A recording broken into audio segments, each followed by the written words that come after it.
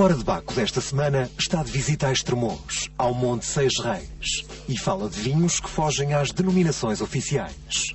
Vinhos raros que dão grande prazer a quem os pode comprar. De um modo geral, os vinhos estão enquadrados por regiões de origem e submetem-se à avaliação de entidades certificadoras. Mas há vinhos que são produzidos à margem das classificações oficiais. Há quem misture vinhos de 2 ou mais regiões e até de vários países, sem que isso signifique diminuição da excelência do produto, bem pelo contrário. Enfim, as receitas para criar bons vinhos são praticamente infinitas. Venha daí comigo. Muitos apreciadores de vinhos têm as suas regiões de eleição. Uns preferem os golosos vinhos alentejanos, outros inclinam-se para a força telúrica dos néctares dorienses. Outros ainda são adeptos da elegância dos vinhos do Dão. Há os que confiam mais num determinado estilo de produtores e os que elegem os vinhos de certos enólogos. Nos últimos anos, têm surgido vinhos à margem das classificações habituais. Misturam regiões, castas de origens muito diferentes e associam os saberes de vários criadores de vinhos. São normalmente produtos de excelência, difíceis de encontrar e com preços bem acima da média. A Global Wines, mais conhecida por Dão Sul, é uma das produtoras que tem apostado neste nicho de mercado. O que procura a empresa, e o enólogo em particular, quando produz vinhos que não se encaixam nas canónicas denominações oficiais? A intenção de fazer algo diferente, acima de tudo, porque o mundo dos vinhos é um mundo em que todas as pessoas se repetem e todas as pessoas acabam por tentar fazer sempre a mesma coisa.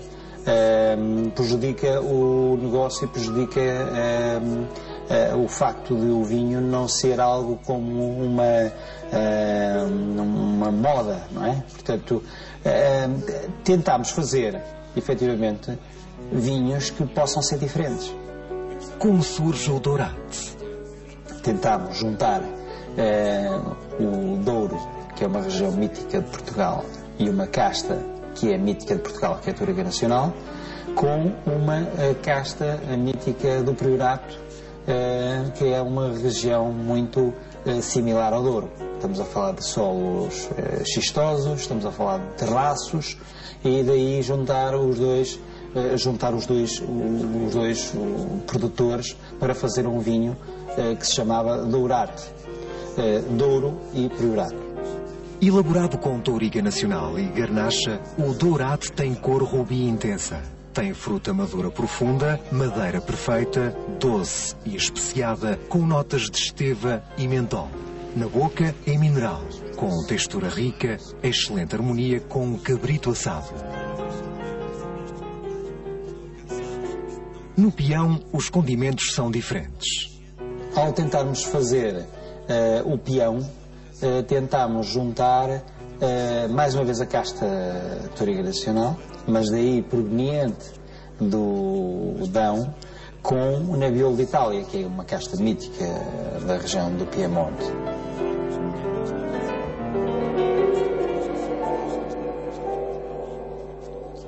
O projeto dado, envolvendo a colaboração dos produtores Dirk Nieport e Álvaro de Castro, nasce de um velho sonho. O projeto dado inicialmente não foi da minha ideia. Foi o Dirk que me fez este desafio, e esse desafio tinha uma razão de ser. Não era uma razão, a razão de ser não era a moda. Esta moda, aliás, que é mais recente, de fazer vinhos de várias regiões. O que se pretendia era fazer sempre a procura da excelência. E o pai dele tinha a ideia de que o grande vinho de Portugal podia ser a região do Douro misturado com a região do Dão. Um grande vinho do Dão misturado com um grande vinho do Douro. E isto porquê? Com a ideia de que o Douro tinha a força, a potência, e o Dão poderia ter a elegância. Por detrás da experiência está um vinho mítico, nascido no Douro há mais de meio século. A outra ideia que existe subjacente a isso é que há um grande vinho de Portugal que os produtores nunca confessaram, mas que se dizia que tinha algum vinho do Dão. embora ele seja um vinho do Douro, que eu estou-me a referir concretamente ao Barca Velha. Mas isso não se sabe, nunca foi explicitado. De cor rubi intenso, quase opaco, o Doda apresenta notas florais, resina e pinhal, antes de ameixa e especiarias. Grande concentração e longa presença na boca, com taninos duradouros. Acompanha muito bem caça de penas, como fazão.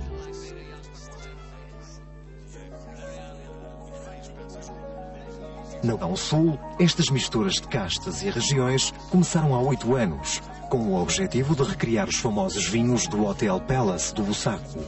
Tudo isto começou precisamente em Portugal, no ano 2000, quando, conjuntamente com um outro produtor bem conhecido de Portugal, que é o Luís Pato, tentámos recriar um vinho que era marcante para qualquer português que fosse à região centro, que eram os vinhos do Palace do Bussaco, que eram uma mistura de vinhos da Bairrada com mistura de vinhos do Dão feitos pelo Seu Santos. Daí que o vinho se chamasse Homenagem e juntasse Vaga com Touriga Nacional. Portanto, uma casta da Bairrada com uma casta do Dão.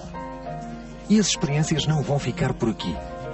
Iremos de seguida fazer um outro vinho com um produtor de França, ou seja, já temos um de Portugal, já temos um de Espanha, já temos um de Itália e agora iremos também fazer com um produtor bem conhecido da França. Em regra, estes néctares não são para toda a gente.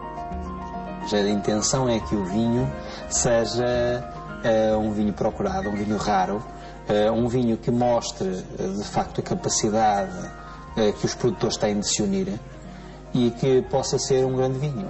Estamos a falar de vinhos que podem chegar à mesa das pessoas por preços um pouco caros e daí que também não podem ser banalizados. Portanto, a ideia não é banalizar este tipo de situações. Tem que ser de grande qualidade, tem que ser muito apreciado e tem que ser raro.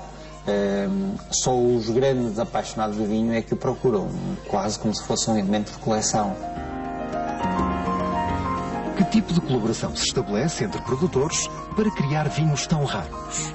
Há uma intervenção clara das duas partes, sendo que cada enólogo de cada adega vai à outra região para escolher o vinho e muitas vezes, se calhar na vindima, intervir no vinho do ano seguinte. Como foi o caso, por exemplo, este ano, que fui a Barcelona para se fazer o lote do Durat de 2004 e acabámos por também definir a vindima do que é que se ia fazer já para deste ano 2008.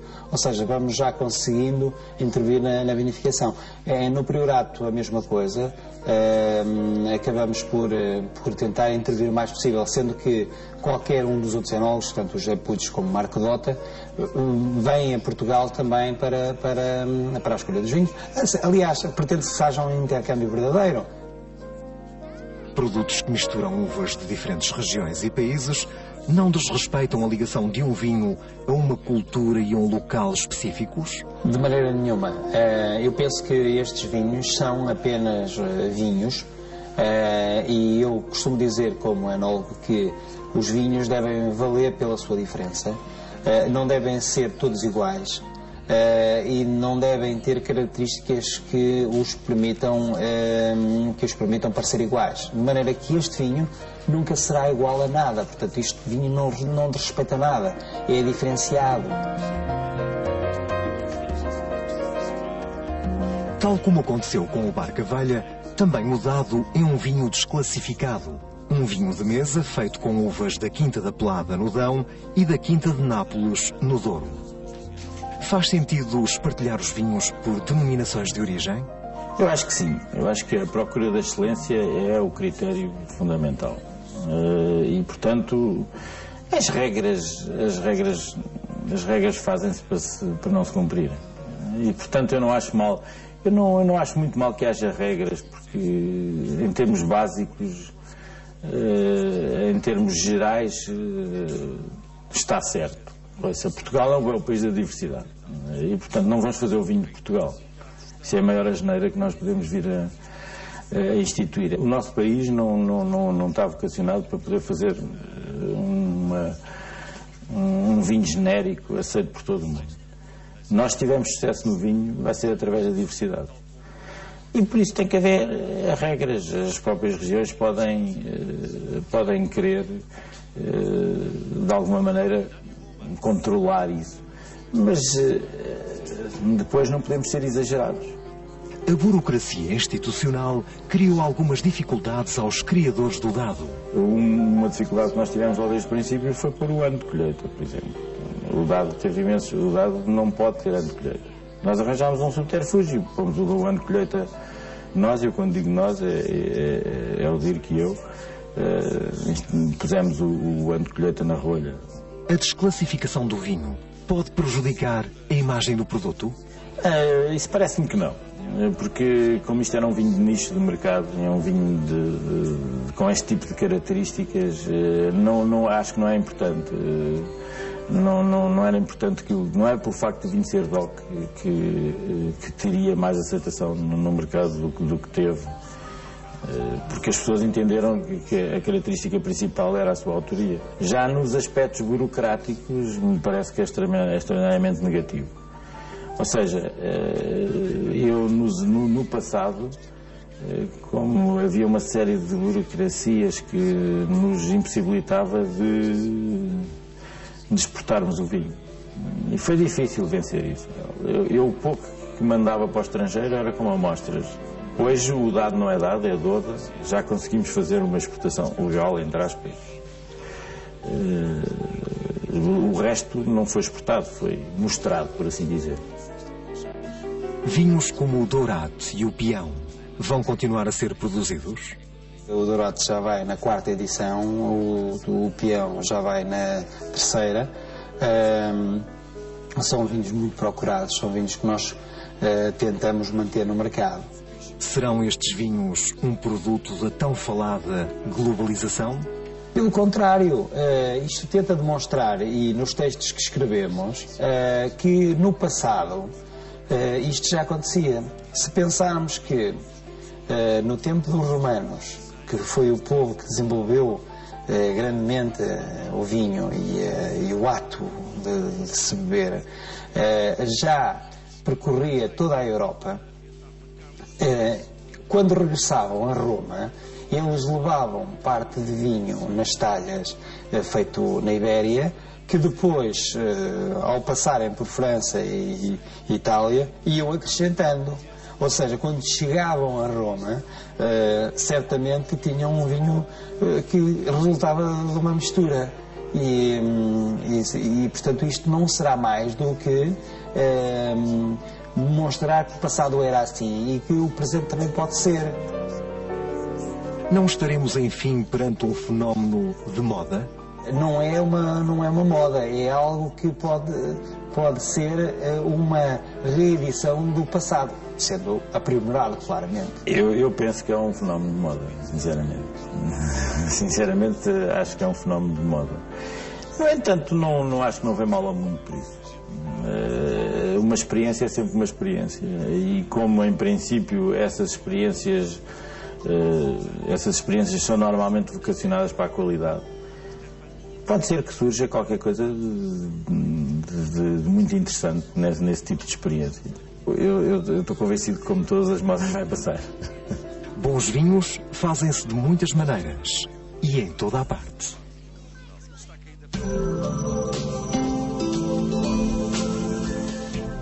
Nos 200 hectares desta propriedade, localizada a 5 km do centro de Estremoz, a produção de vinhos com marca própria é muito recente.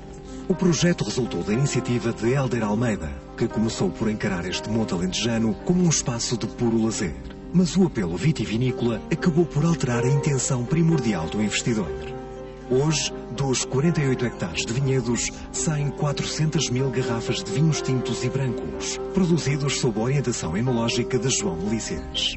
A herdade foi comprada em 95 pelo administrador do Monte Seis Reis, o Sr. Hélder Almeida, inicialmente só com o caráter de lazer, mas rapidamente, por influência de um produtor afamado da região, transformou-se num investimento, fez a plantação de inicialmente 25 hectares de vinha e em 2003 partiu-se para a construção da adega e a consequente comercialização dos vinhos com a marca Monte Seis Reis.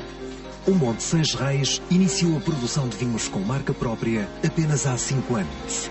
Até 2003 a uva era vendida em exclusivo a um produtor da região. A partir de 2003, com a construção da adega e mais tarde com a inauguração do complexo enoturismo, partiu-se para a comercialização de vinho engarrafado, sob a marca Monte Seis Reis.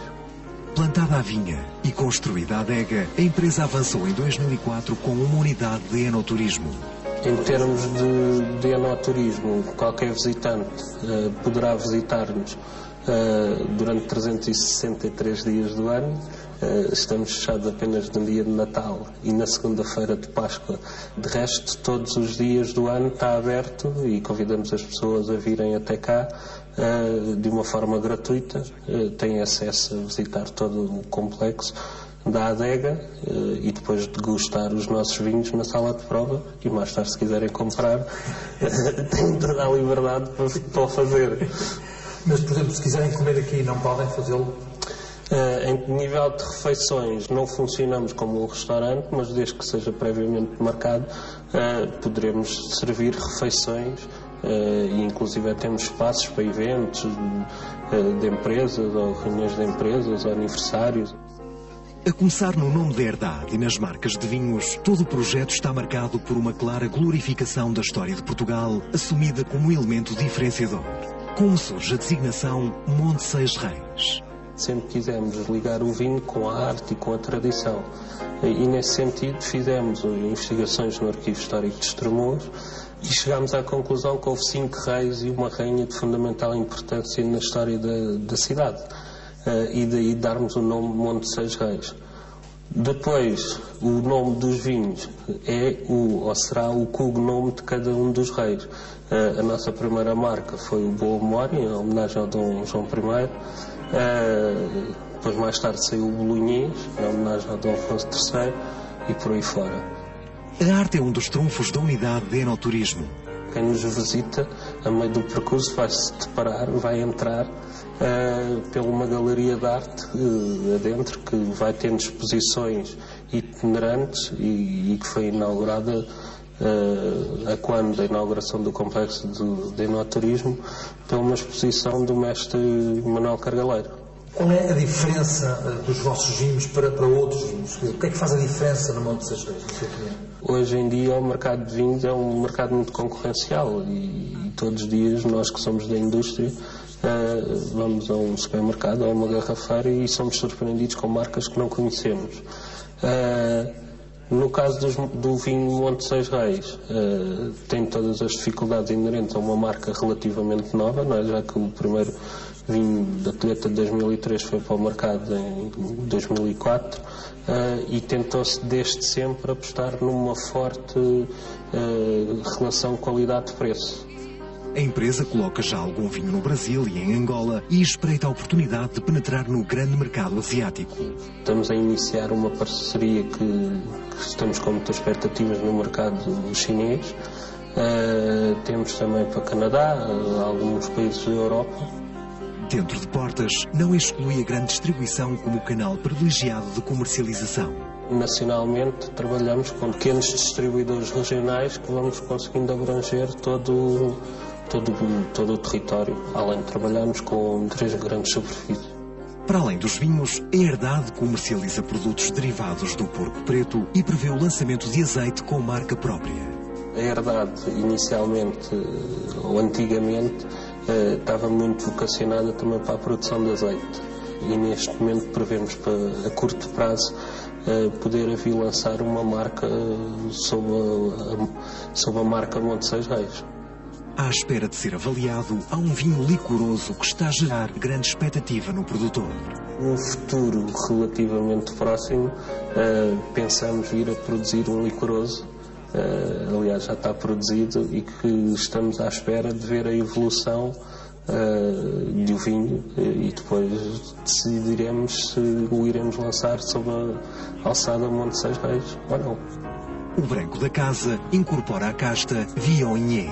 Temos um vinho branco que resulta basicamente das castas Arinto e Antão Vaz, embora também tenhamos em pequenas quantidades um pouco de Viognier e também de Alvarinho, mas o vinho que está no mercado, da colheita de 2007, é um vinho que resulta essencialmente de Antão Vaz, Arinto e também um toquinho de Viognier.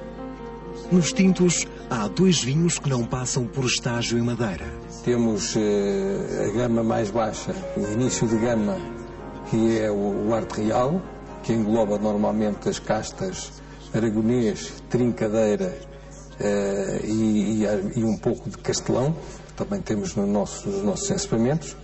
Depois, subindo um pouco na escala hierárquica qualitativa, temos o Boa Memória, que é um vinho que resulta essencialmente de Aragonês, Trincadeira, Alicante Boucher e com uma pequena percentagem entre 8% a 10% de Touriga Nacional, um vinho ainda sem qualquer tipo de madeira.